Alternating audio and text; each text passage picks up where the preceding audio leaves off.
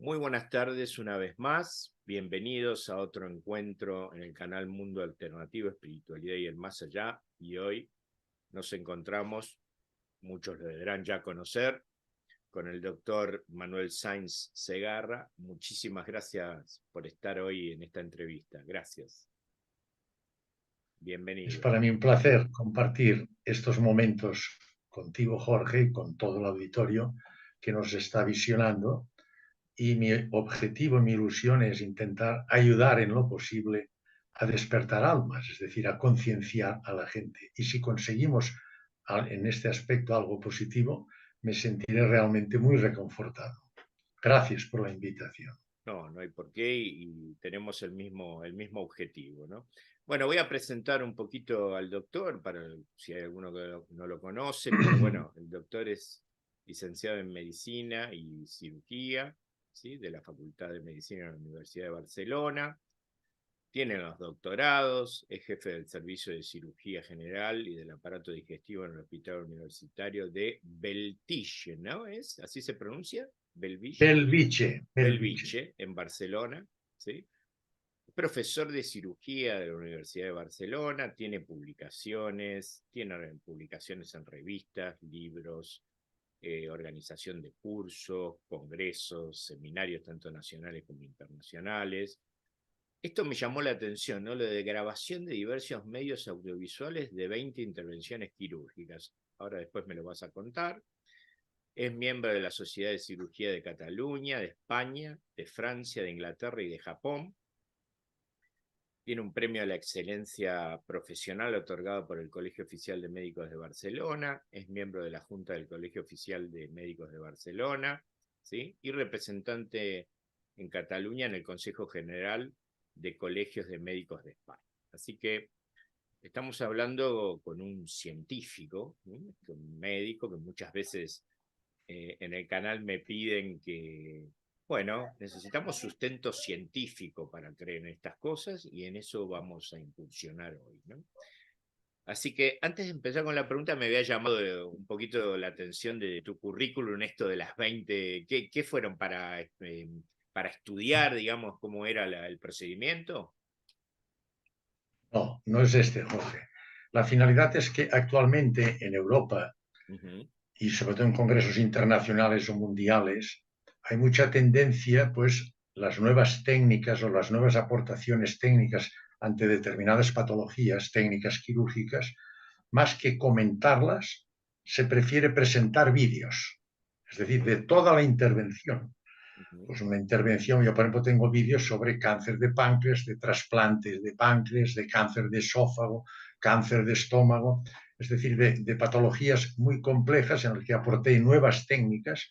Entonces lo presenté en varios congresos, lo he presentado en congresos nacionales e internacionales y la manera de presentarlo más objetiva, siempre dicen que con la vista es cómo entran mejor las cosas. Claro. Tú puedes hacer un comentario, pero si tú ves todas las imágenes en la intervención, realmente queda mucho más grabado y mucho más objetivo y mucho más dinámico y real, pues la nueva aportación técnica que tú haces ante un proceso patológico determinado. Por esto hay mucha tendencia. Yo tengo como, me parece, son 20 o 21 intervenciones grabadas. Tenemos un departamento en mi hospital de servicio de audiovisuales, gente muy experta, que cuando tengo una intervención solicito su presencia y vienen al quirófano, ya están preparados y nos graban toda la intervención y después la editamos, sacamos lógicamente los tiempos más importantes y más Claro, demostrativos de la técnica que queremos presentar. claro. Por esto hay tantas intervenciones grabadas. Es muy frecuente esto, ¿eh? Ah, En los mira, centros universitarios que aportan nuevas tecnologías por investigación, pues grabar, filmar la nueva técnica y presentarla después en los congresos. claro, es muy interesante porque además vos estás viendo el procedimiento en vivo, ¿no? Y vos Exacto, exacto. mientras que estás dando quizás la charla, vas mostrando ahí, bueno, acá esto se hizo por esto se hizo por aquello, ¿no? Está interesante, muy Es bueno. muy objetivo y entra muy bien a través de la vista. Claro, claro, claro, qué bien, qué bien. Bueno, me gustaría comenzar, si bien tenemos mucho para hablar y este no va a ser, creo, el último video que hagamos, va a haber muchos más, pero me gustaría conversar por algo que estábamos hablando hace un ratito fuera de la grabación, que era un poquito el tema de cómo, digamos, el paradigma dentro de lo médico puro y duro, ¿no? Cientificista, ¿no? Newtoniano, está impuesto, ¿no? Entonces, eh, obviamente también hablábamos de la poca consideración de los efectos psicológicos que las personas sienten ante determinadas reacciones de un médico o determinadas accionares o determinadas palabras, ¿no? Que a veces afectan el psiquismo y el médico le dice tranquilamente, tienes metástasis en el hígado. Y tranquilo, metástasis en el hígado como si vos lo pudieras transitar psicológicamente muy bien es eso que te acaban de decir, ¿no? Entonces, ante esto, que pues, no digo que todos sean iguales, ¿no? Obviamente, pero el paradigma está bastante instaurado en este sentido, ¿no? Entonces, mi primera pregunta es, como yo sé, porque ya te lo pregunté también, vos fuiste instruido en este paradigma, como la mayoría de las facultades que existen hoy de medicina, ¿qué cosas empezaron a suceder en vos que te fueron llevando a un nuevo paradigma del cual hablaremos después? ¿Cómo empezó esto? Como has dicho tú muy bien, en la facultad el método de formación universitaria en medicina está totalmente fundamentado en el método cartesiano de René Descartes e Isaac Newton, del siglo XVII-XVIII. Esto quiere decir que nos fundamentamos ante cualquier problema, ya sea orgánico o anímico, nos planteamos siempre dos preguntas fundamentales. Una, ¿cuál es la causa? Y otro, ¿cuál es el mecanismo íntimo de producción? Lo que llamamos la etiopatogenia y la fisiología o fisiopatología si estamos ante un proceso patológico. Y todo esto lo orientamos siempre por el método cartesiano y newtoniano. Yo me eduqué así. Entonces, ¿cómo cambié de paradigma? Pues curiosamente, no sé por qué, pero interiormente siempre me hice una serie de preguntas que me llamaban la atención. Y una de las preguntas importantes que siempre me hice y que no, el método científico no me contestaba es cómo podía interpretar yo la actividad anímica de las personas, un pensamiento, un sentimiento, la memoria, la conciencia. Por el método científico me decían que todo esto era consecuencia de un epifenómeno de la materia, del cerebro, es decir, el metabolismo neuronal, las reacciones bioquímicas a nivel de las neuronas condicionaban nuestra actividad anímica. Es un epifenómeno de la materia. Pero a mí todo esto no me convencía. La verdad es que tenía esta duda. Entonces, ¿cómo cambié profundamente de paradigma? Pues ante un enfermo que atendí en urgencias, como jefe del servicio de urgencias de mi hospital, un enfermo que después de un gravísimo traumatismo ingresó en el hospital y lo diagnosticamos de muerte clínica. Es decir, estaba en paro cardíaco, isoeléctrico, electrocardiograma, paro respiratorio, arreflexia, paro sin actividad mental. Hoy sabemos, por ejemplo, que con el paro cardíaco a partir de los 15 segundos el electroencefalograma es plano. Desaparecen los 5 tipos de ondas que tenemos en condiciones normales de nuestro cerebro por control electroencefalográfico. Este enfermo pues lo operé, lo recuperamos de su paro, y lo operé, tenía lesiones importantes y en el postoperatorio, cosa que no es habitual, él me dijo que quería hablar conmigo y me explicó una ECM bien conocida por todos vosotros. Sí, claro.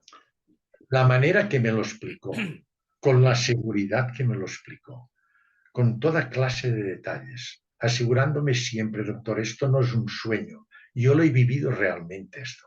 Me impresionó, me impactó. Y a partir de aquel momento, pues yo empecé pues a documentarme. Yo no tenía ni idea de las ECM. Había oído hablar, pero no tenía ningún conocimiento. Empecé a leer, a estudiar, a comentar cosas, a buscar. Y entonces pues cada vez me interesé más. Y no solo me interesé, sino que entonces yo perseguí las ECM, porque ya sabemos que la mayoría de los enfermos por miedo a la incomprensión, no cuentan la ECM. Hay que interrogar, preguntarles y que ellos vean que hay una persona que realmente conoce el tema, les comprende y no se ríe de ellos. No les dice que son tonterías, sino que les dice que son realmente ciertas y que si puede colaborar en la explicación para aumentar nuestros conocimientos y poder pues, ampliar nuestro caudal conceptual sobre las ECMs. Y entonces a partir de aquel momento cada vez me profundicé más en este tema y entonces busqué soporte en expertos en disciplinas que yo no conocía, neurólogos, psiquiatras, psicólogos y también en físicos cuánticos, porque después comentaremos que también tiene una relación importante las ECM con la visión del nuevo paradigma que establece la física cuántica en relación al método científico. De todas maneras, siempre yo soy un gran ferviente de Einstein.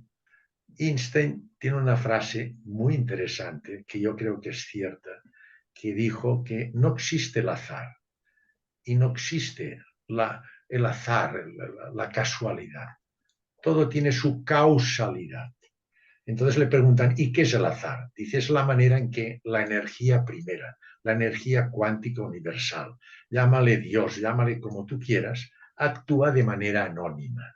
Es decir, que yo no sé por qué, pero se despertó en mí un interés muy especial hacia esto. Y entonces yo profundicé, estudié dentro de mis posibilidades y con el soporte de otros expertos me introduje en este tema que no solo estoy muy contento porque me ha ayudado mucho a tratar a mis enfermos y a comprender a mis enfermos, sino que personalmente a mí me ha ayudado muchísimo a entender mi concepción existencial y por lo tanto ha influido en la actitud, mi dinámica vital, mi rol vital. Y también pienso que con mis pequeños conocimientos estoy también ayudando, por lo que veo, a muchas personas a descubrir, a despertar nuestra realidad existencial, que es nuestra conciencia no local. Toda esta serie de factores sumo para que yo cambiara de paradigma y la verdad es que estoy muy contento y orgulloso de haber tenido, me considero afortunado de haber cambiado de paradigma y de haberme introducido en este campo realmente apasionante y pienso que es nuestra realidad existencial. Bien, y me encanta porque la verdad que yo estoy desde otro lugar, pero en lo mismo.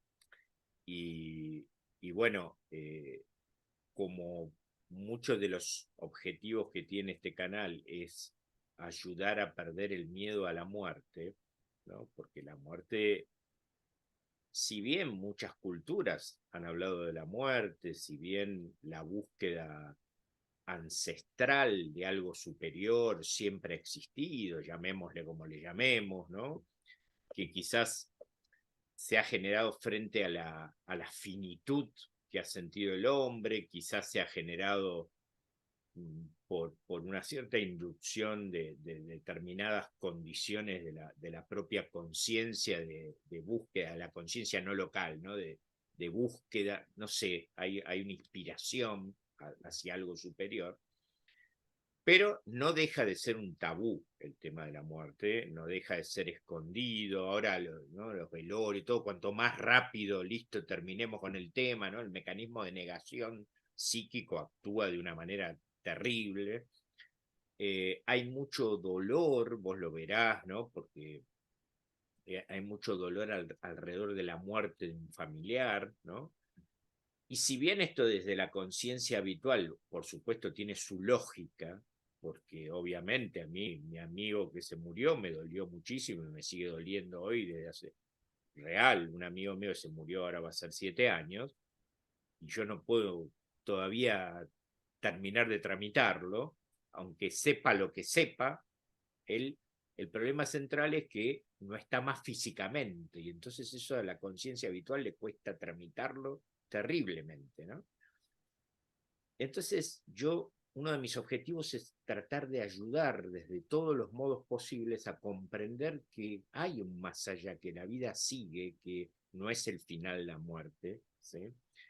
Y entonces hoy estamos viéndolo desde el lugar científico, ¿no? Entonces me gustaría que podamos ir argumentando todo lo que vos sabés y todo esto que fuiste buscando en este camino para entender de que hay que perderle el miedo a la muerte, ¿no? Porque además, en un momento, yo también lo pensé como que tiene muchas similitudes al nacimiento en un punto, ¿no? Porque es como un proceso organizado, si uno lo ve de alguna manera, ¿no? O sea, en el cuerpo, cuando uno nace, en el cuerpo van pasando cosas, y cuando uno muere, en el cuerpo van pasando cosas también, ¿no? Es un proceso como ordenado, como que hay algo detrás que lo va llevando hacia determinadas cosas, ¿no?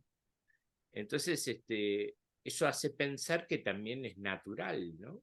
Y bueno, y entonces, como lo que pasa es que, claro, hay pocos recuerdos de cuando nacemos. Entonces, claro, el tema del final ineludible que tenemos a nivel corporal da miedo. Y entonces vamos a ir contando un poquito estas cosas que descubriste que nos van a ir quitando el miedo, y después hablaremos dentro de esto de la CCM y de las experiencias en el lecho de muerte de pacientes tuyos, ¿no? Que te han contado cosas y que a los paliativistas les interesa mucho, y yo admiro su trabajo, ¿no? Dentro de esto. Así que vamos a ir desgranando un poquito estos temas de investigación por donde quieras empezar. Bien, la muerte, como has dicho muy bien tú, en nuestra sociedad actual es un tabú. La gente tiene miedo a la muerte porque considera que es el fin de toda la existencia. Esto realmente, mientras nosotros valoremos nuestra vida en la ontología materialista del método científico cartesiano newtoniano, tendremos siempre tremendo miedo a la muerte. Pero esta no es nuestra realidad existencial, en absoluto. ¿Por qué tenemos miedo a la muerte? Tenemos miedo a la muerte por 4 aspectos fundamentales. Primero, porque el paso de la vida a la muerte suele ser traumático, desagradable, de gran soledad, es decir, es molesto, doloroso. En segundo lugar, porque es un paso, según el método científico, desconocido. Es decir, no sabemos qué pasa después de la muerte. Para el método científico, la muerte es el fin de nuestra existencia. Se acaba todo con la muerte física. En tercer lugar, porque lo dejamos todo: familia, amigos, bienes materiales, fama, éxito, por los cuales tanto hemos luchado, incluso malgastado nuestra vida. Venimos sin nada y nos vamos sin nada. Todo esto, nosotros no somos dueños de nada. Somos usuarios durante un corto tiempo de una serie de cosas materiales, pero no somos dueños de nada porque lo dejamos todo.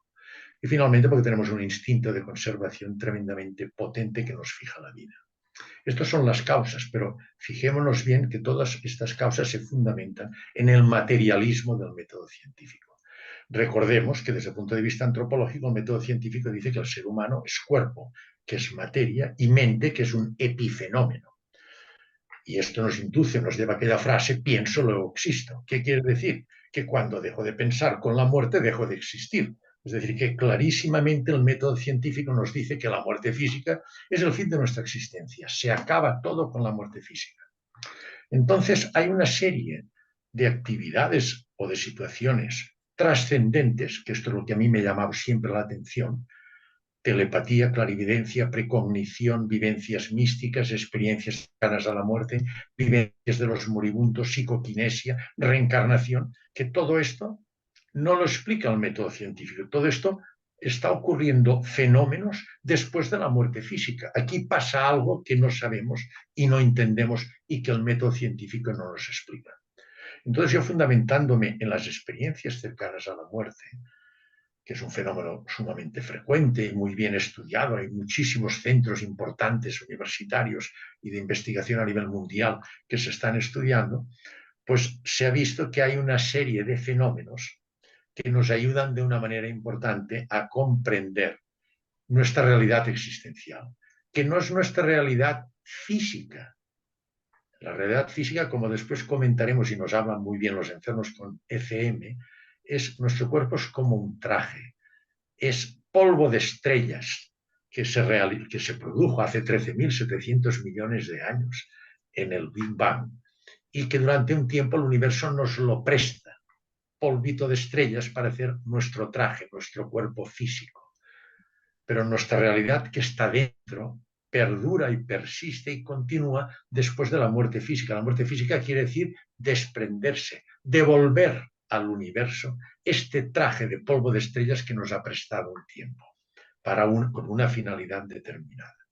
Y entonces yo, como científico, porque a pesar de que las ciencias trascendentes me interesan mucho, yo sigo siendo científico. Hago mucha investigación, pues tanto primaria en el laboratorio con animales de experimentación como clínica en la cabecera del enfermo.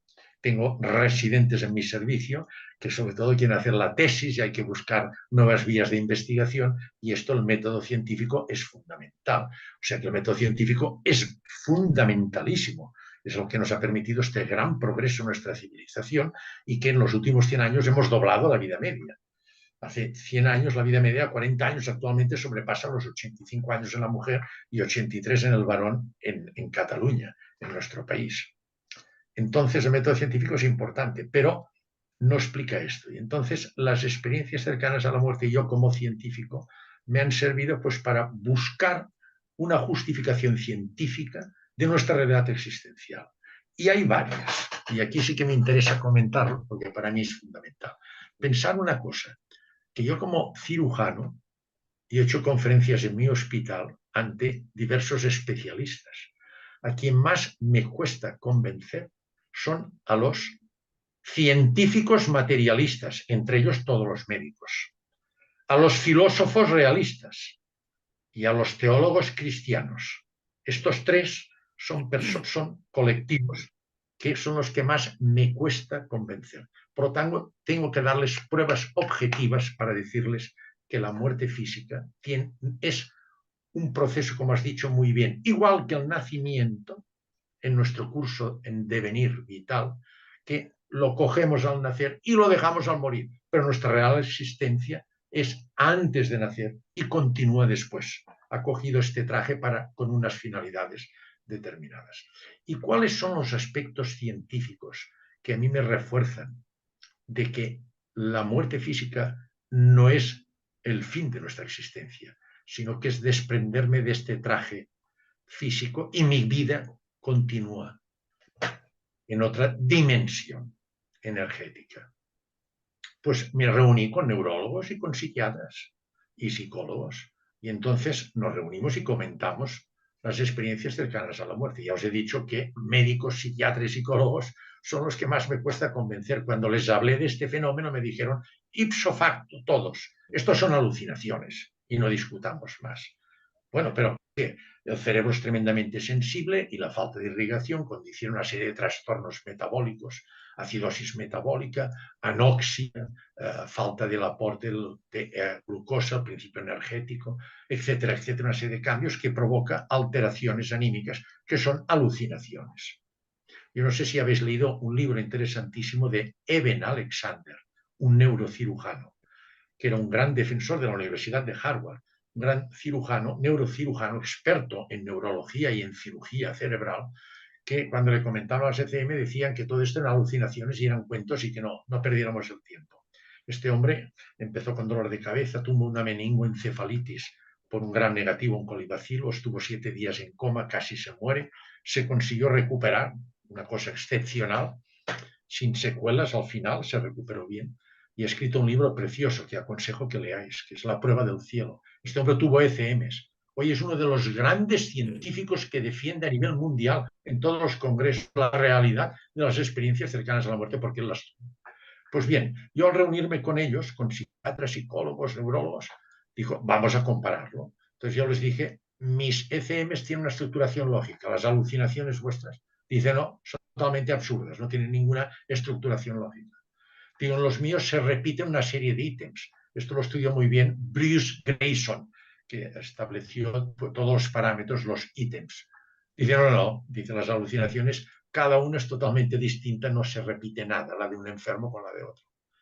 Digo, los míos se acuerdan toda la vida. Tengo enfermos de 20 años que te cuentan hasta el mínimo detalle que tuvieron después de 20 años de la experiencia. Dicen, no, nuestras alucinaciones se olvidan. No solo se olvidan, sino que les da vergüenza, no quieren saber nada. Se olvidan totalmente. Y finalmente, yo en todos mis enfermos, que esto lo podemos comentar, la ECM condiciona un impacto psicológico tan profundo en el enfermo que cambia su concepción existencial y, por lo tanto, su dinámica vital y su rol vital. Ellos me dijeron, no, no, las alucinaciones en absoluto no cambian en absoluto la dinámica. No quieren saber nada de esto, quieren olvidarlo. Digo, vaya, pues veo que son bastante distintas lo que explican las ECM, mis enfermos, con lo que vosotros cualificáis clínicamente de ECM, de alucinaciones. Digo, y aparte de esto, os voy a hacer más preguntas yo ahora. Me dijeron, vale. Digo, ¿cómo me explicáis que de unas reacciones, lo que comentábamos antes contigo, Jorge, unas reacciones bioquímicas? A mí esto siempre me ha intrigado muchísimo. Unas reacciones bioquímicas neuronales, metabólicas, que son sustancias, moléculas, es decir, son partículas, materia, que reaccionan entre sí y el resultado de estas materias, estas partículas que son materia, me dé como resultado un pensamiento, conciencia, memoria.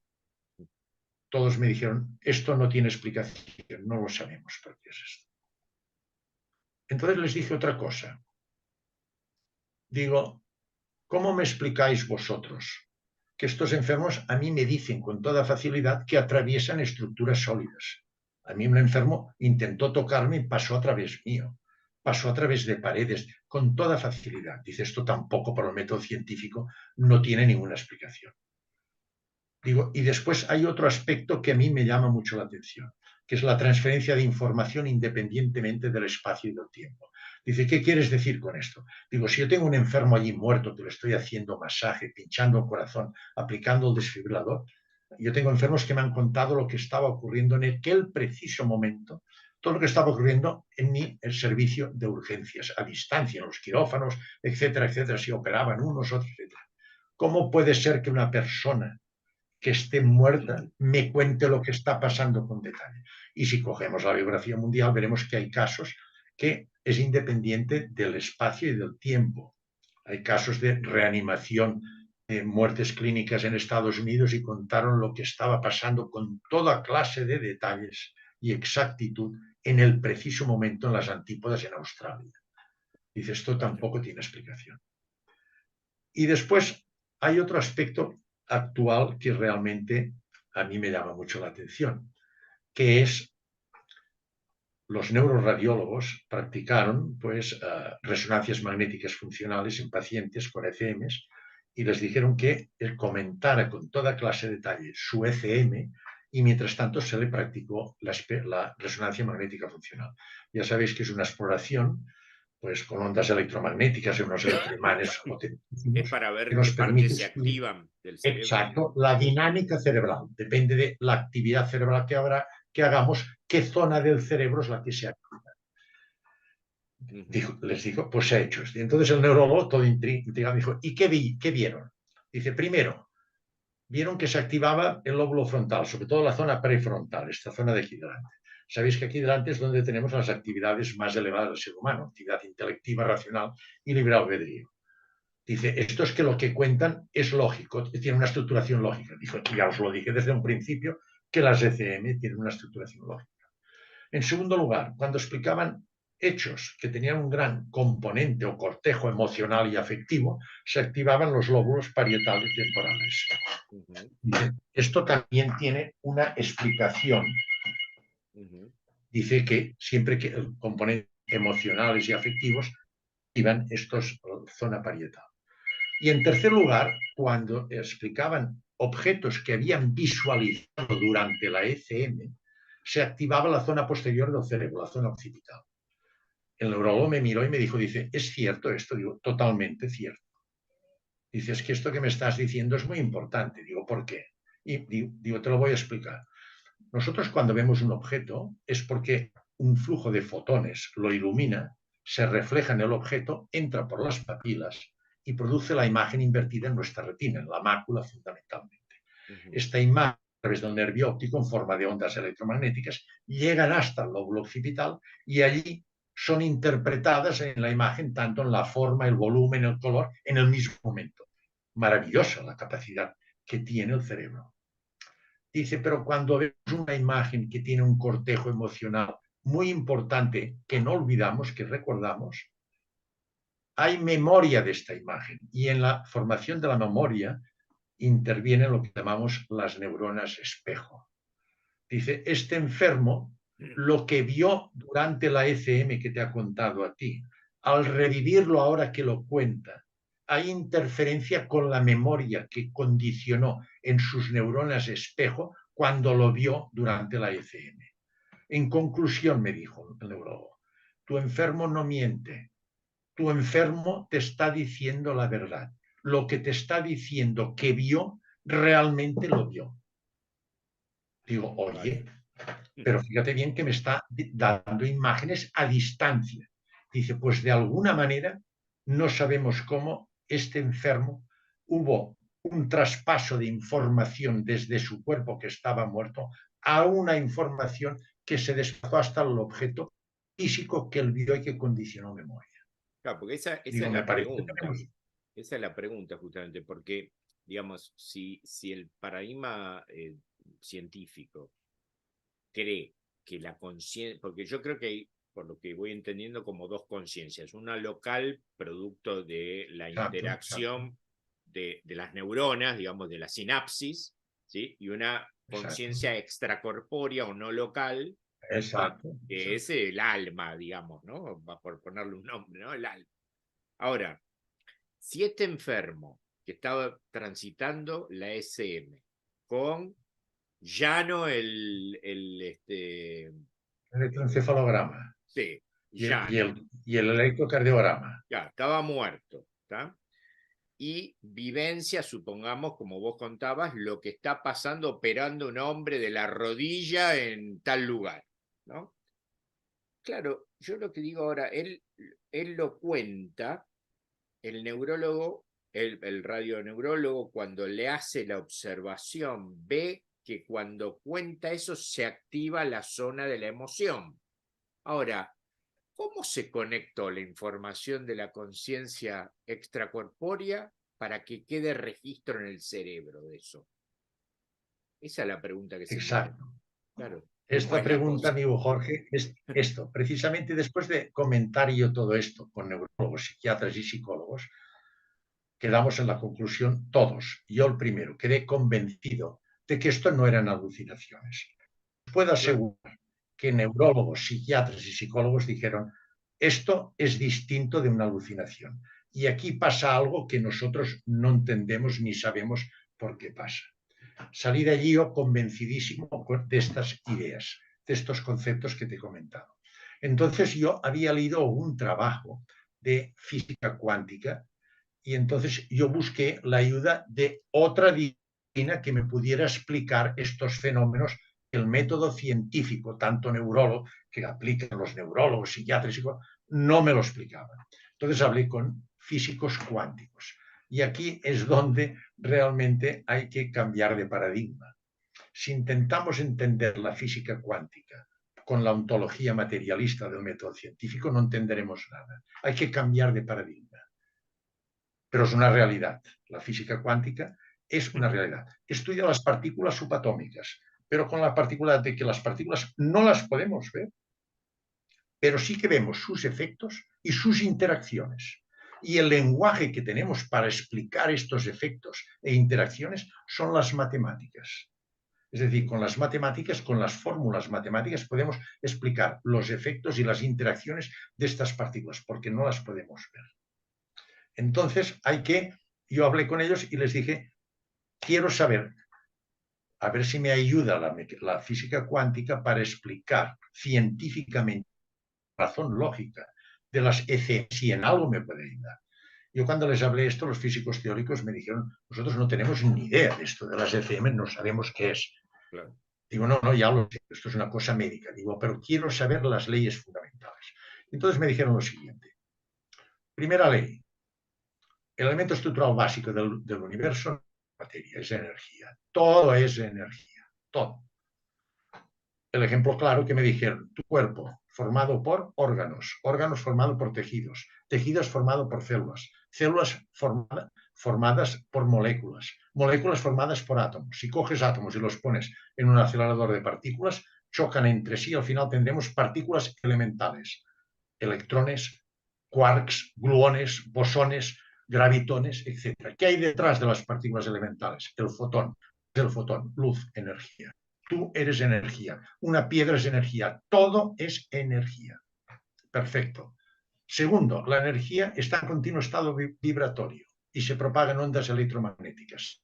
La energía no está quieta, siempre se propaga en ondas electromagnéticas, de frecuencia, es decir, amplitud de onda variable, y de altura e intensidad variable. Estos son principios inamovibles. Digo, bueno, pues entonces ahora explicarme los principios básicos, a ver si yo los aplico desde el punto de vista antropológico sobre el ser humano y me permite explicar algo a la sociedad. Dice, vale, dice, pero tienes que, todo lo que te vamos a explicar está demostrado cientos de veces en el laboratorio y tienen soporte matemático. Es decir, que son 100% ciertos estos principios que te vamos a explicar. Primero, Louis de Broglie. Louis de Broglie tuvo la gran sorpresa que las partículas subatómicas a veces se manifestaban como ondas, energía, y a veces como partículas, materia. Y por otra parte, en el mismo momento, pueden estar en varios sitios. Llegó a la conclusión que onda, energía, partícula, materia, son los dos extremos de una misma cosa, la energía. Es decir, la energía se puede manifestar de dos maneras. Él no sabía por qué, pero demostró esto. Segundo principio, Neil Bohr, premio Nobel en física teórica, demostró que Louis de Broglie tenía razón. En el clásico experimento que se ha hecho cientos de veces de Jung, de la doble rendija, vio el flujo de electrones se manifestaba en una pantalla como ondas, pero cuando las miraba, cuando intervenía una conciencia inteligente, entonces se manifestaban como partículas. ¿Qué quiere decir esto? Que una conciencia inteligente tiene la capacidad de transformar la onda de energía en partícula materia. Esto se llama colapsar la energía. Ya no estamos condicionados por el determinismo del método científico, sino que somos co-creadores del universo. Esto lo explican muy bien a partir del siglo VI y VII antes de Cristo en el Bhagavad Gita, Upanishads, Mahabharata, todos. Ellos hablan de que todo lo que vemos es una ilusión, es energía que colapsamos y lo expresan con el nombre de Maya. Maya es la ilusión. Nuestra conciencia es capaz de colapsar la energía. Tercer principio, Heisenberg, principio de incertidumbre. Como todo esto está en movimiento, es imposible en un momento determinado saber dónde está el electrón y qué velocidad lleva. Estos principios que os he comentado fue el clásico motivo de discusión de la reunión de 1929, la reunión de Copenhague, que había un gran magnate que reunía en Solvay y también en Copenhague a los padres de la física cuántica. Y entonces allí hubo la gran discusión, si la física cuántica era causalista, entre ellos lo defendía a Einstein con la clásica frase que Dios no juega a los dados, que todo tiene una causa, y sus alumnos, Bohr era discípulo, por ejemplo, alumno de Einstein, Bohr, Schrödinger, Heisenberg, todos estos dijeron que no, que la mecánica cuántica se mueve en la probabilidad, en la posibilidad. No hay causalidad, sino probabilidad. Y ganaron ellos. Efectivamente, la mecánica cuántica se mueve en la probabilidad. Cuarto principio, el de la transferencia de información independiente del espacio y tiempo, descrito por Rosen, Einstein, Bohm y Bell, 4 premios Nobel, y también Podolsky, que no lo fue, pero trabajó mucho en este fenómeno. Cogieron un grupo de fotones o electrones en el laboratorio relacionados y la mitad los dejaron en el laboratorio y la otra mitad la pusieron a gran distancia, al otro lado del Thames, del Támesis. Cambiaron una particularidad cuántica de las partículas subatómicas que tenían en el laboratorio. Por ejemplo, cambiaron el spin. El spin es una propiedad cuántica, el eje de rotación de la partícula. Y vieron que en el mismo momento que cambiaban la particularidad cuántica en las partículas subatómicas del laboratorio, el mismo fenómeno presentaron las partículas a la distancia. Y podían poner la distancia que quisieran en las antípodas. Esto iba incluso contra el principio de la relatividad de Einstein, que iba a una velocidad superior a la velocidad de la luz, 300.000 kilómetros. Pero esto está sumamente demostrado. Hay una transferencia de información independientemente del espacio y del tiempo. el mismo físico teórico me dijo, oye, esto te explica lo que cuentan tus enfermos. Digo, ¿cómo? Digo, sí, te explican que tú lo tienes muerto aquí y te están contando lo que está pasando en el mismo momento, a distancia. A ti te contaron lo que pasaba en el servicio de urgencias, pero dices que a otros en las antípodas. Digo, ¿y qué quiere decir esto? Pues quiere decir que de este cuerpo muerto que tú estás reanimando sale una conciencia, una energía cuántica de altísima frecuencia que no podemos detectar, que es capaz de contactar con otra imagen a distancia. Pensar siempre que una conciencia, que son ondas, es energía sutil de altísima frecuencia, es información. Por lo tanto, hay una información que sale de este cuerpo y que es capaz de llegar a contactar en el mismísimo momento, por encima de la velocidad de la luz, a la distancia que vosotros, la que queráis, las antípodas, o incluso en otro planeta. Es indiferente esto. O sea, fijaros que ya tenemos otro fenómeno cuántico demostrado experimentalmente y cierto que nos explica el fenómeno de transferencia de información que el método científico nunca nos explicaba. Acordaros también de los neuroradiólogos que nos explicaron la imagen que veían cuando contaban la experiencia cercana a la muerte, a las ECM, de una imagen que habían visto que se activaba porque había memoria y no habían mentido. Otro fenómeno. Objetivos con base científica que nos dicen que hay una conciencia, hay una transferencia de información, hay una energía que persiste a pesar de la muerte física. Como tú has dicho muy bien, tenemos una conciencia neuronal o local.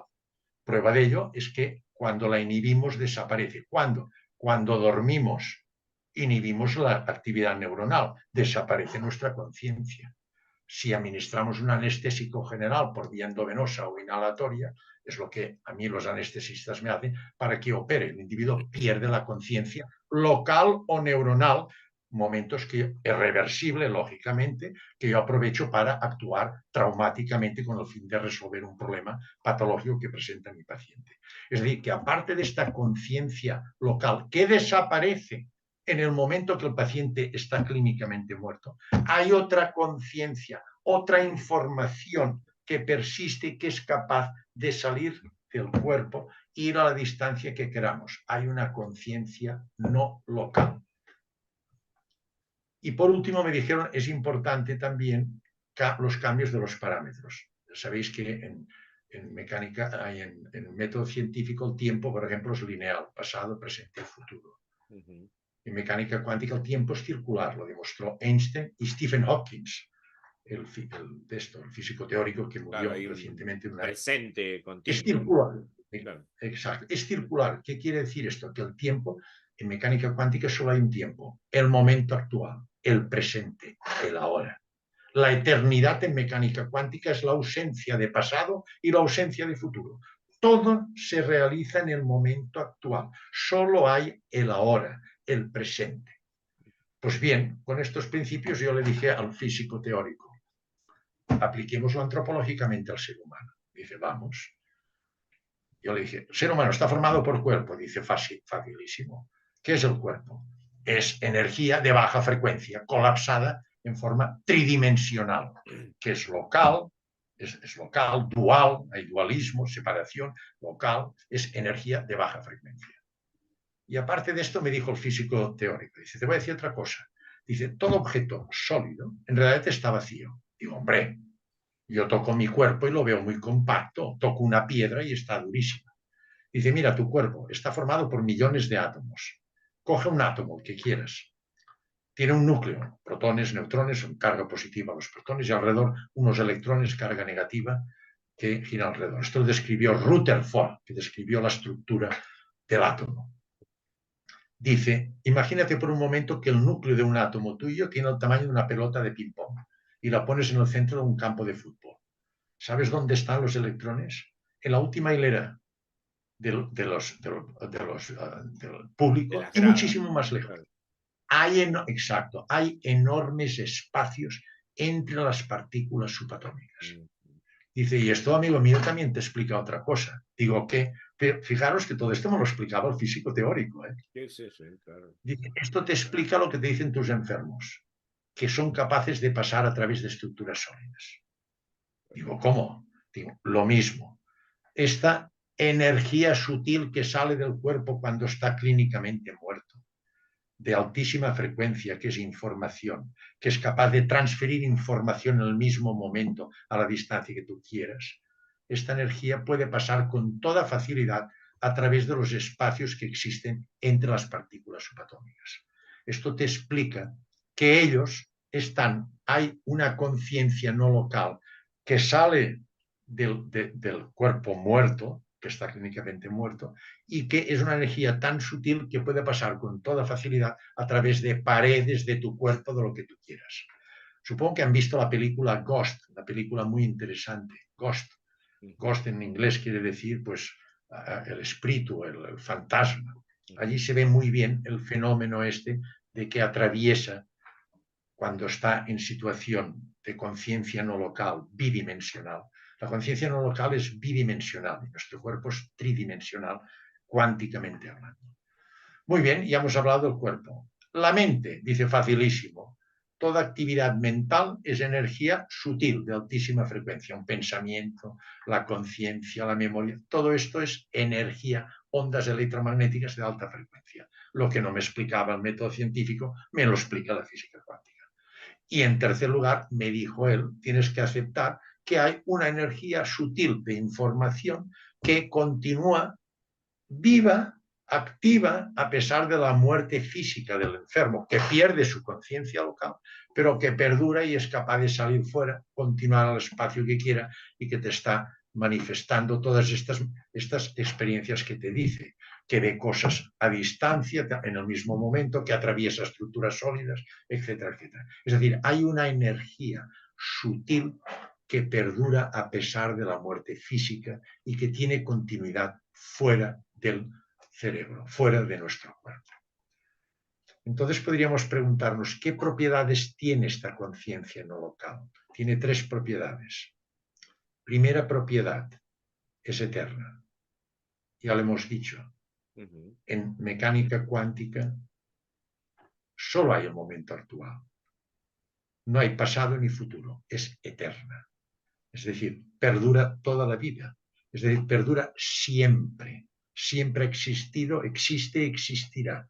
No es como el cuerpo, lo que decíamos, que es el traje que se pone en nuestra auténtica realidad existencial durante un tiempo para hacer una serie de cosas en situación tridimensional, que es en la que nosotros vivimos desde el punto de vista material.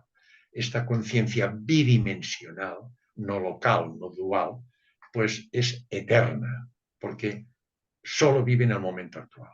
Segunda propiedad, es holística respecto a la energía primera. Ustedes saben que holística deriva del concepto fractal, fractal descrito por Maldenbroth, un matemático de la Universidad de Yale. Quiere decir que hay un todo. Un fractal se puede hacer con luz, sobre todo con rayos láser. 2 rayos láser cuando impactan, pues se produce un fractal, que son imágenes bidimensionales. Pues esta conciencia no local es holística. ¿Qué quiere decir esto? Que hay el holograma total, está formado por múltiples partes, con la particularidad que cada una de las partes tiene la estructura y las propiedades del todo. ¿Qué es este holograma total? Es la conciencia cuántica universal, es la energía primera, es la conciencia primera, que le pueden poner el nombre, es el origen de todas, el principio de todas las religiones. Usted le puede poner el nombre, si quiere, Brahman, Tao, registro acásico, Dios, Jehová, póngale el nombre que usted quiera. Hay una energía es primera. imagen y semejanza también, la famosa imagen. Exacto. Exacto. Entonces, si lo miramos, en todas las religiones lo dicen, que esta conciencia nuestra es holística. Por ejemplo, Paramahansa Yogananda, un swami muy importante en la filosofía budista, lo dice. Es la manifestación finita del infinito. El infinito, la energía primera, se manifiesta finitamente en cada uno de nosotros con esta conciencia no local. Víctor Hugo lo dijo, tenemos la presencia de Dios en nuestro cuerpo. Y Jesús, los creyentes cristianos, sois hijos de Dios, estáis hechos a imagen y semejanza de Abba. ¿Quién es Abba? Es el Padre, es la energía primera. Es la que colapsó en el momento del Big Bang, hace 13.700 millones de años. Es la teoría creacionista del Big Bang. Es decir, que es holística. Esta conciencia es holística respecto a la primera. Y tiene sus propiedades. Omnipresencia eterna. Omniscencia, lo sabe todo. Cuando hablemos, por ejemplo, de la intuición, que nunca nos engaña, la omniscencia. Y omnipotencia, lo puede todo. Los milagros que hizo, por ejemplo, Jesús, todo esto, es la omnipotencia que tiene esta conciencia no local. Y en último lugar, es que formamos parte del todo. Esto es importante. Nuestro cuerpo, ya hemos dicho, que es polvo de estrellas, forma parte del universo, somos universo. Claro. Y nuestra conciencia no local, nuestra auténtica identidad, es holística respecto a la energía primera. Somos naturaleza, somos universo. Y este es el gran problema de nuestra civilización, que vamos contra nuestro principio, nos estamos cargando la naturaleza y nos estamos cargando a nosotros mismos, el entorno, la biosfera, todo nos lo estamos cargando. Pero sí, nosotros somos naturaleza. Es decir, nosotros formamos parte de todo. Está todo unido, amorosamente unido. Hay una hermandad total en el universo. Y nosotros vamos contra esta hermandad. Lo estamos destruyendo. Estas son las tres propiedades fundamentales. Por lo tanto, nos falta mucho por saber, pero tenemos ya una serie de bases científicas demostradas con física cuántica, por resonancia magnética funcional. Tenemos ya pruebas objetivas de que somos cuerpo, que es materia, somos conciencia local, que es consecuencia de la actividad neuronal, que todo esto desaparece con la muerte física, pero que continúa nuestra existencia con una conciencia no local que tiene continuidad fuera de nuestro cerebro y que tiene estas tres propiedades que hemos dicho, que es eterna, es holística y que forma parte de todo, que está hermanado en todo. Muy interesante, y que además yo lo estaba pensando desde el lugar de las regresiones, guarda memoria de todo, por eso un consultante puede revivir una experiencia de vida pasada en sesión, claro, que lo está afectando ahora, ¿no? Porque está todo guardado ahí, ¿no?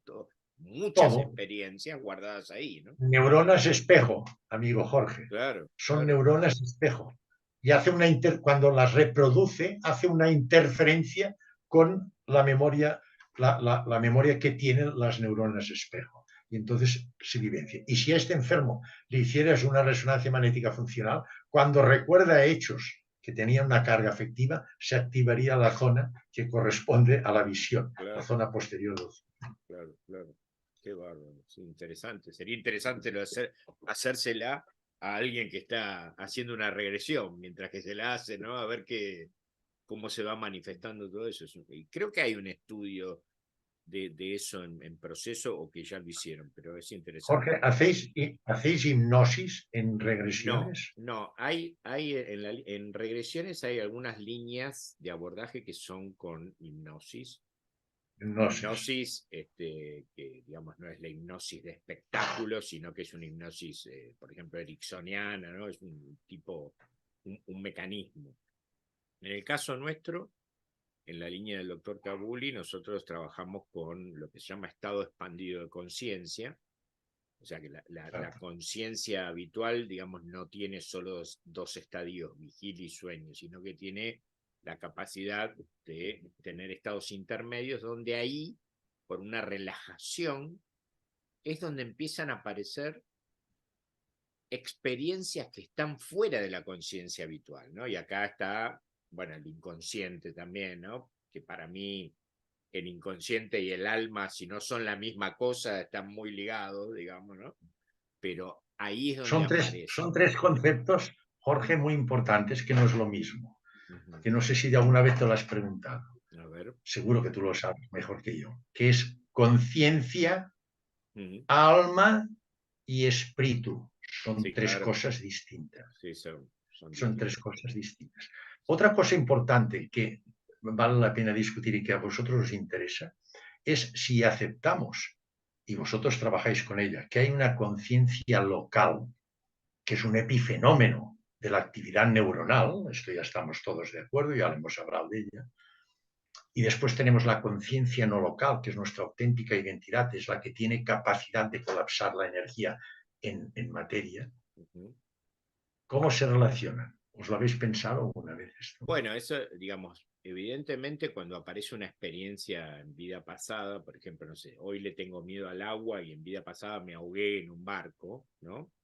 La información esa de que me ahogué no está en la conciencia habitual de la persona, porque si vos a la persona le preguntás por qué le tiene miedo al agua, no sabe. ¿Por qué? Porque la razón es inconsciente. ¿Tá? La razón está en otro lugar. Entonces, desde Freud decimos estar en el inconsciente, pero desde regresiones, evidentemente está en una conciencia no local la información, que por la relajación y el estado expandido de conciencia que se produce, la información empieza a transmitirse y la persona empieza a revivenciar eso mismo que sintió cuando se ahogó en otra experiencia, y eso justamente es, digamos, lo terapéutico del tema, ¿no? Porque a veces te dicen, che, pero ¿cómo hiciste sufrir a la persona en la regresión? No, no, no. Es que se trata justamente de revivir el hecho traumático. ¿Para qué? Para que desaparezca el síntoma, justamente, ¿no? Sí, sí. Entonces, Oye, pero vosotros, Jorge, es que trabajáis con la conciencia no local. Es como la ECM. claro, Vosotros realmente estáis en contacto con la conciencia no local. Hoy sí, se sabe cómo se contacta la conciencia no local con la conciencia local. Esto hay un trabajo, lo demostraron Hameroff, que es un anestésico, un anestesista y psicólogo de la Universidad de Arizona, Estados Unidos, uh-huh, y después lo demostró también Roger Penrose, que es un físico teórico de inglés. uh-huh. Ellos estudiaron los microtúbulos. ¿Qué son los microtúbulos? Los microtúbulos son unas estructuras del esqueleto de las células eucarióticas, de las neuronas eucarióticas, que son eucarióticas, que tienen formadas por una proteína, que es la tubulina alfa y beta, que tiene una estructura helicoidal, que están vacías y es precisamente en este lugar donde tiene lugar la transferencia de información, lo que tú dices, entre la conciencia no local y la conciencia local. La conciencia local actúa como una interfaz, como un aparato de televisión. ¿Qué hace un aparato de televisión? Un aparato de televisión recibe una información a través de ondas electromagnéticas que emiten en un estudio y transforma esta información de ondas electromagnéticas en imagen y sonido. La conciencia local hace lo mismo, tú lo estás diciendo. Recibe la información de la conciencia no local en los microtúbulos y la transforma en imágenes y sonidos. Es decir, es lo mismo que tú estás diciendo. Sí, claro, Vosotros claro. trabajáis con la conciencia no Sí, local, que es sí, la que sí. tiene la información. Pero Y entonces inclusive, esta se transmite a través de los microtúbulos sí, de sí, Hameroff y Roger Penrose. sí, Roger sí. Penrose muy bueno. En Muy 1900, interesante eso. Muy interesante. 2020, premio Nobel por sus trabajos sobre los agujeros negros. Otro Mm, aspecto muy interesante. uh-huh. Sí, eso es muy interesante, inclusive yo te puedo contar desde, o sea, hay personas que ven la experiencia, pero ven las calles empedradas, ven las casas de la Edad Media, Sí, ven, sí, o sea, sí, viene la sí, sí. información, pero como la señal llega al televisor y ves un partido de fútbol, igual, Igual, viene. igual. Bien. Ahora Perfecto, hasta el mínimo detalle. todo, ahora hay algunos, sienten lo mismo que sintieron en ese momento, ¿sí? Y a través de eso es como se drena todo, porque el tema es que hablando un segundito de regresiones, el alma, entre muchas de las cualidades que tiene, o la conciencia no local, tiene la capacidad de fragmentarse. Entonces, ante un hecho traumático, un fragmento del alma queda anclada en la experiencia traumática, un pedacito de tu conciencia. Y lo que hace es derivar síntomas al aquí y ahora.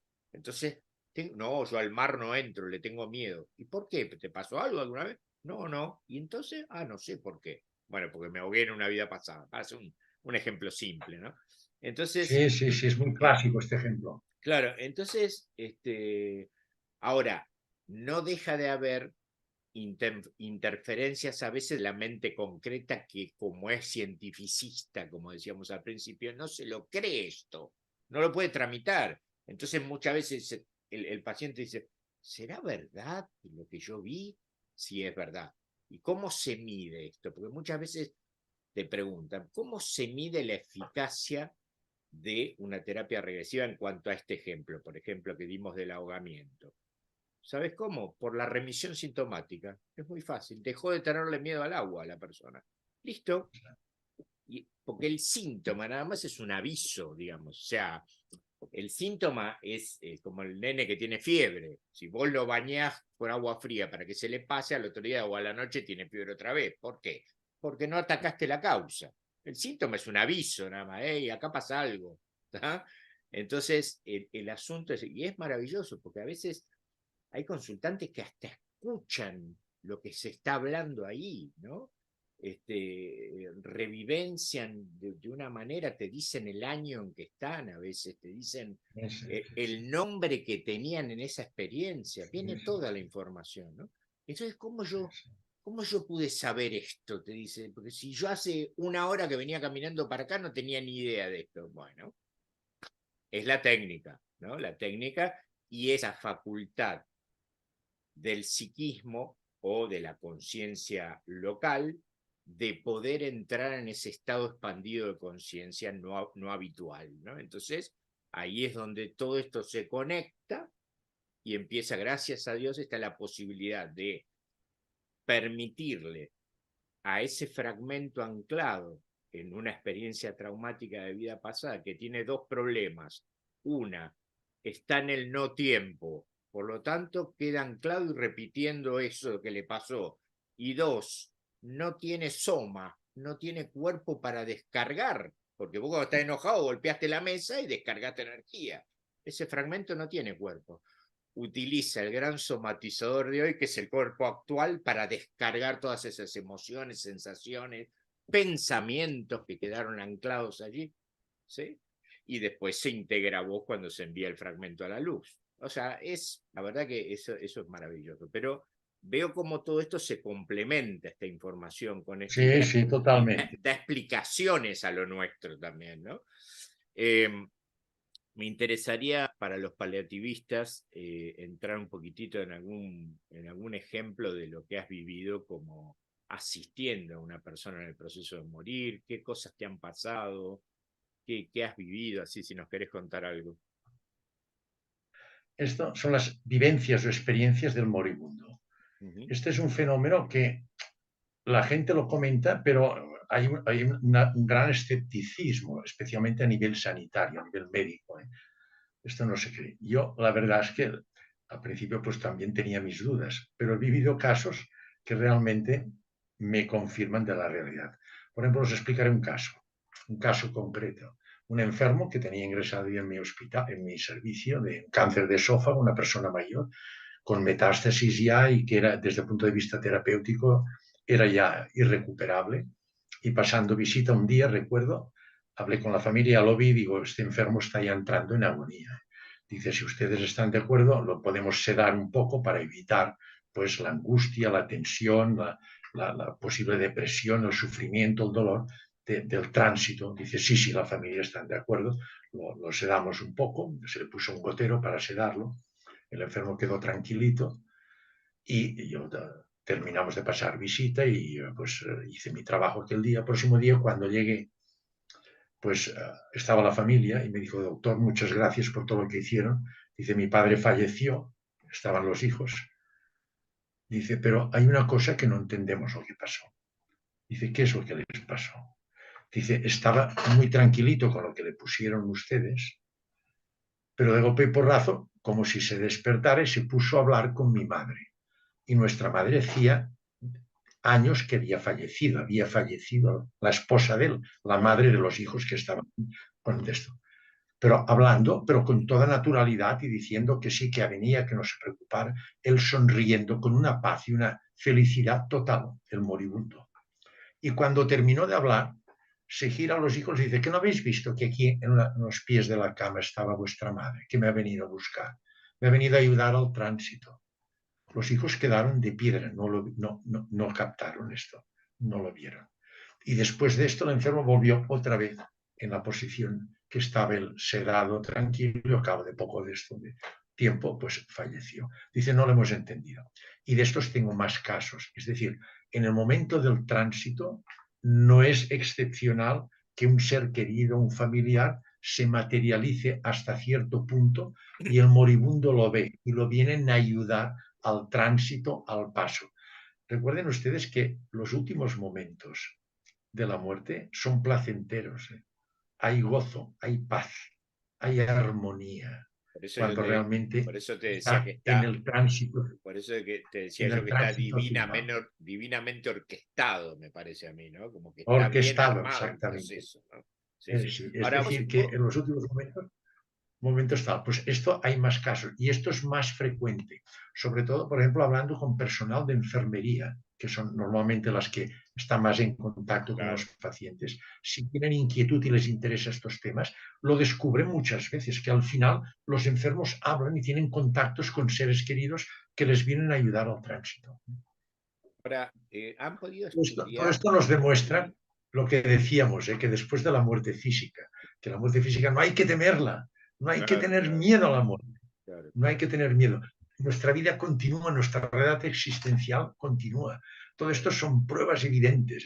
Supongo que las personas que tienen capacidad para poder contactar con espíritus, supongo que ustedes conocen a Alan Kardec, este gran medium que Sí, hubo, sí, francés, que tiene dos libros interesantes, que es el libro de los mediums, el libro de los sí, sí. muertos.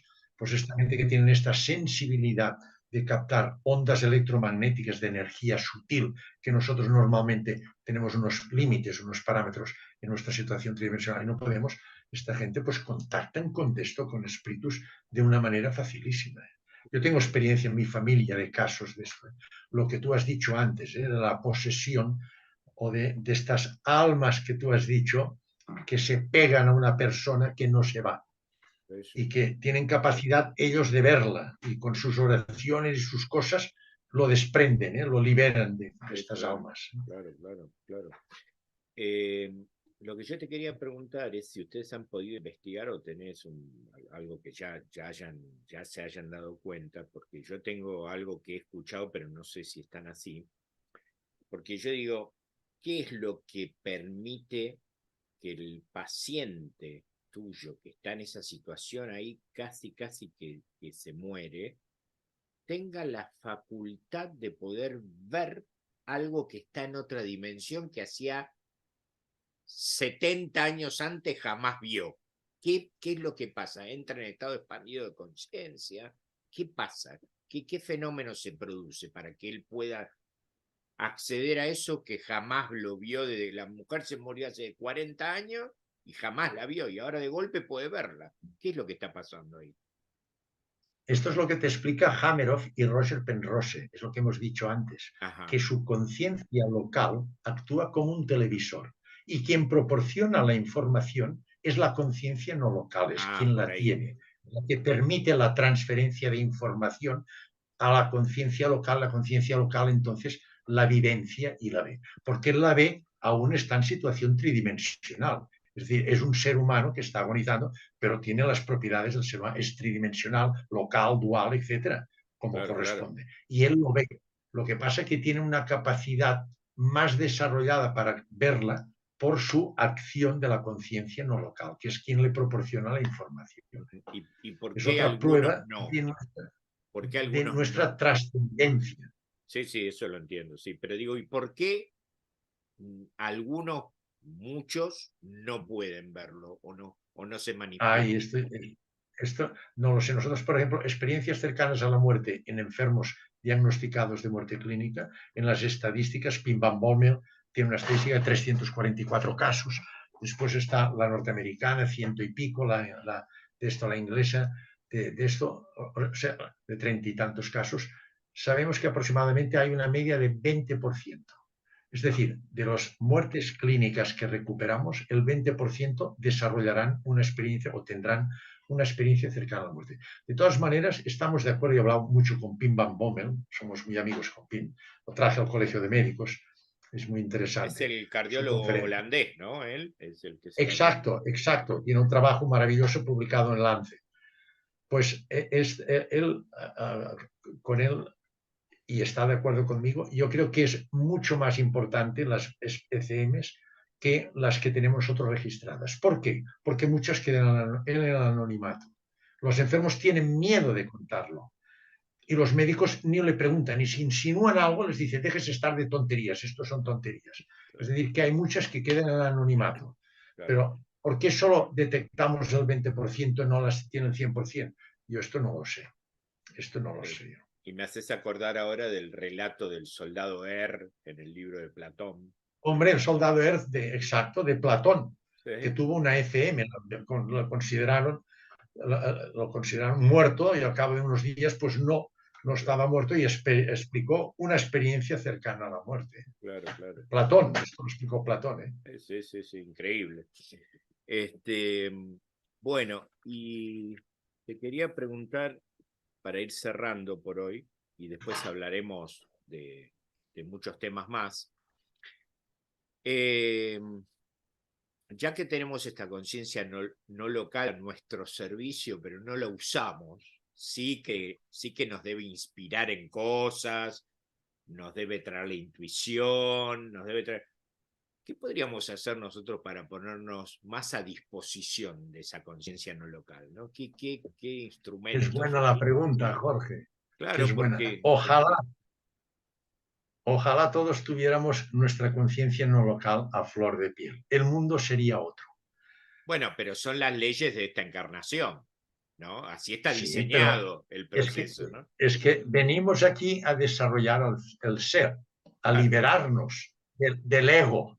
El ego es nuestra identidad materialista y precisamente la finalidad de nuestro, como dice muy bien Teilhard de Chardin, no sé, el jesuita, seguro que lo conocéis, sí, él lo dijo, o sea, nuestra vida es una evolución para ir eliminando las impurezas, pasar del punto alfa al omega, que es cuando llegamos a la budeidad, a la divinidad, a la santidad. Vamos eliminando. ¿Qué podemos hacer para que desarrolle, para que el camuflaje que hace el ego potentísimo, que para ello tiene 4 armas muy potentes, que es la ignorancia, la gente no lo sabe, todo esto que comentamos, es el egoísmo, la afección por lo material y el miedo. Todo miedo en el fondo es miedo a la muerte, no lo olvidéis esto.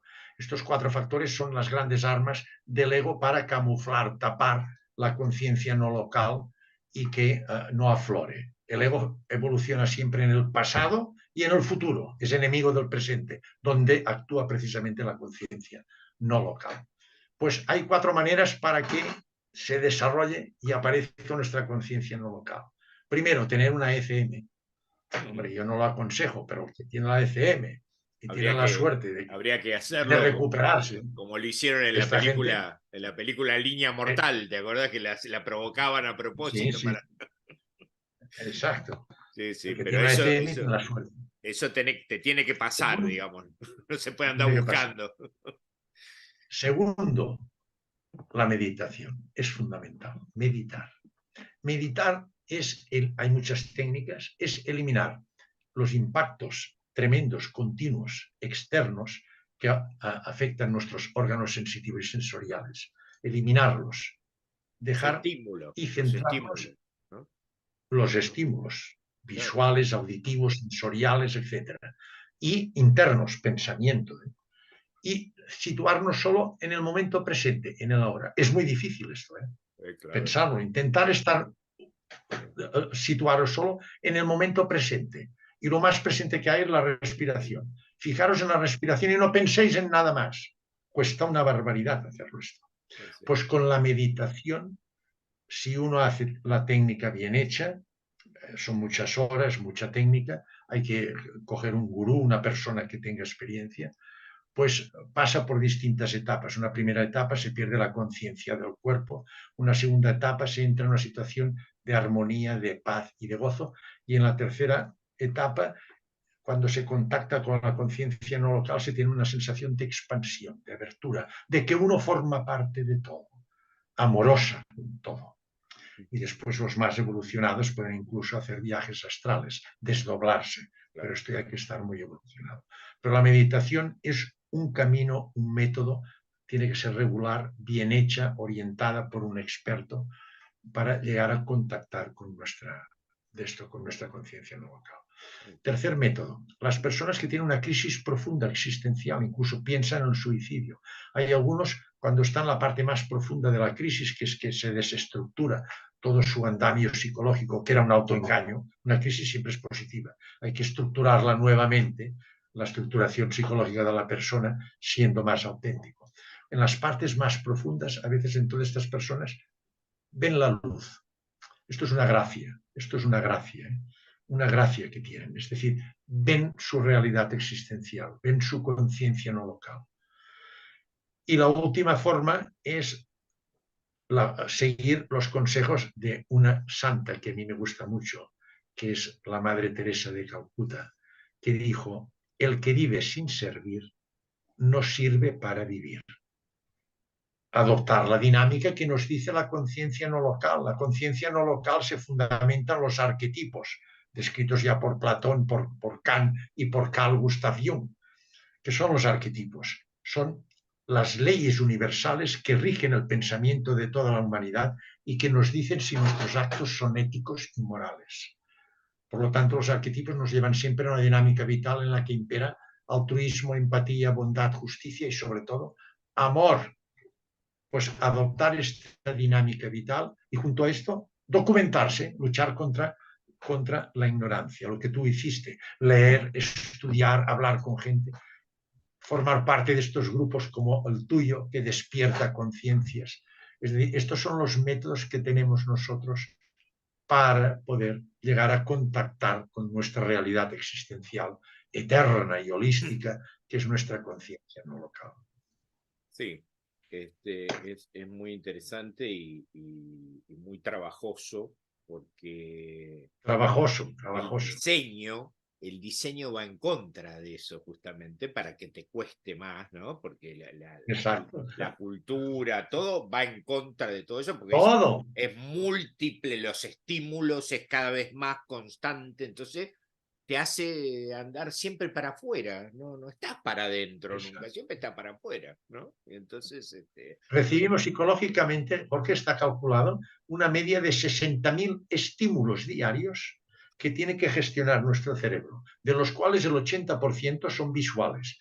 La vista es lo que más nos relaciona con el claro, medio claro. ambiente, con el entorno en que nos Por movemos, eso el ¿no? Pues agotamiento a veces también de las es personas, brutal, ¿no? El es brutal. Es agotamiento un y... impacto, un bombardeo continuo es Sí, esto. sí, sí, sí. Radio, televisión, periódicos, información, angustias, miedos, guerras. O sea, es una auténtica barbaridad de información que estamos recibiendo cada momento.